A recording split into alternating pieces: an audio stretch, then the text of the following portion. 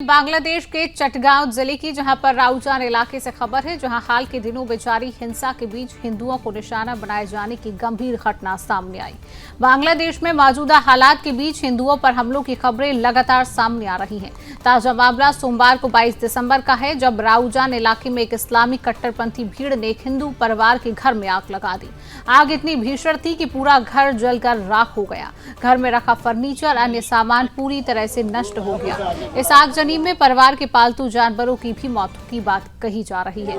दरअसल यह घर प्रवासी हिंदू दंपति जयंती संघा बाबू शकुशील का बताया जा रहा है। स्थानीय लोगों की माने तो आग लगाए जाने के वक्त परिवार के सदस्य घर के भीतर मौजूद थे। स्थिति की गंभीरता को भांपते हुए उन्होंने समय रहते बाड़ काट कर बाहर निकलकर अपनी जान बचाई। स्थानीय लोगों का कहना है कि लोगों को छोड़कर घर के अंदर कुछ भी नहीं बचा।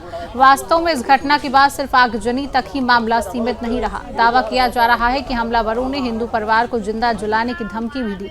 इतना ही नहीं, जले हुए घर के पास एक हाथ से लिखा हुआ धमकी भरा बैनर भी छोड़ा गया। यह बैनर बंगाली भाषा में लिखा गया था।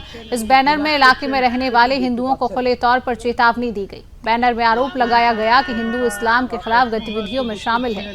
संदेश में इन गतिविधियों को तुरंत बंद करने को कहा गया। साथ ही चेतावनी दी गई कि अगर ऐसा नहीं किया गया तो गंभीर परिणाम भुगतने होंगे। बैनर में यह भी लिखा गया कि इलाके में रहने वाले हिंदुओं की हर गतिविधि पर नजर रखी जा रही है। उनकी आवाजाही, बैठकों, उन सभी गतिविधियों को बंद करने की बात कही गई जिन्हें इस्लाम और मुस्लिम समुदाय के खिलाफ बताया गया।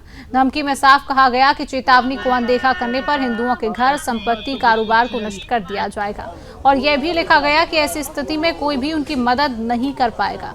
धमकी भरे संदेश के अंत में यह चेतावनी भी दी गई कि किसी भी तरह का विरोध करने पर कड़ी कार्रवाई की जाएगी। यह घटना बांग्लादेश में हिंदू समुदाय की सुरक्षा को लेकर गंभीर सवाल खड़े करती है। সেটি দেখতে পাচ্ছেন।